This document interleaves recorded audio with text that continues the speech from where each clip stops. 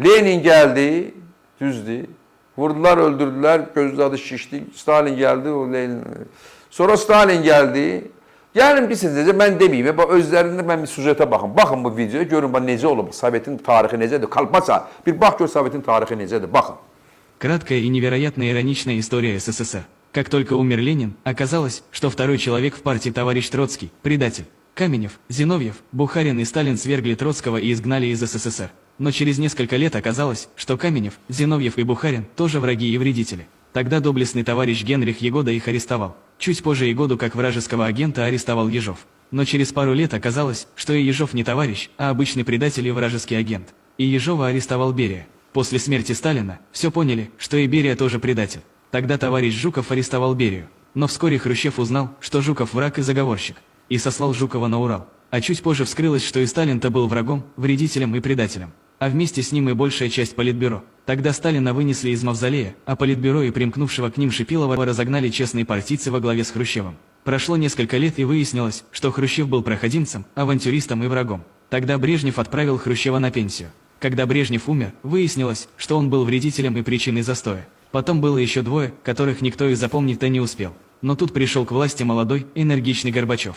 И оказалось, что вся партия была партией вредителей и врагов, но он-то сейчас все исправит.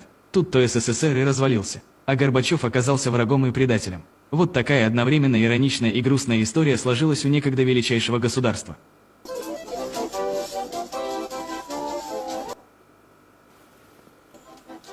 İndi bunu deyirlər ki, bu satqındır.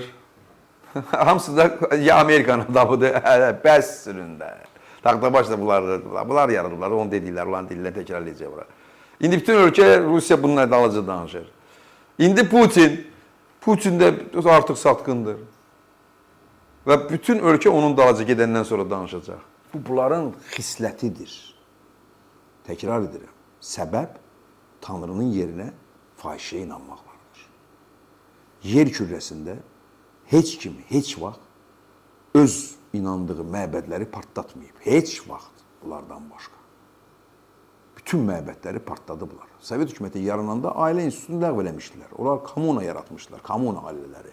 Kim kimlə istəyir, hadisi yatmalıydı. Sadəcə sonra bizim millətlər olduğuna görə, o bizi işğal edildiğine görə, alınmadığına görə bizdə, ki bizdə indi çalışırlar bizim televizyonlardan, hələ onu təbliğ edərsinlər, o ailə institutunu dağıtmalıdır. Çünki çox böyük uğurlar da var.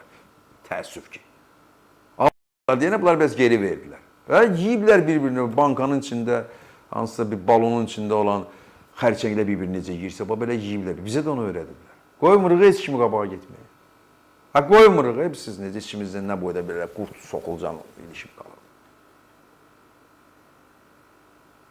İstedadlarımız əziyyət çəkirlər. Bu xislətdən biz can qurtarmalıyıq. Can qurtarmamızın yolu da öz millətimizin, öz tariximizin, öz qüdrətimizin bilgisidir. Öz qüdrətimiz 50 milyondan ibarətdir. 50 milyondan. Böyük şəxsiyyətləri dünyaya bəxş edən, dünyanın tarixini dəyişən bir toplumuq biz. Dandan akan döyüşündə, savaşında qalib gəlib, dünya tarixini dəyişən həmən Oğuzlar bizik. Bizik. Malazgirt savaşında Alparslanın qalib gəldiyi Oğuzlar bizik. İndiki bütün Anadolu'nun və dünyanın tarixini yeniləyən, gözəlləşdirən bizik. Bizim sayımız 50 milyondur Azərbaycan türklərinin.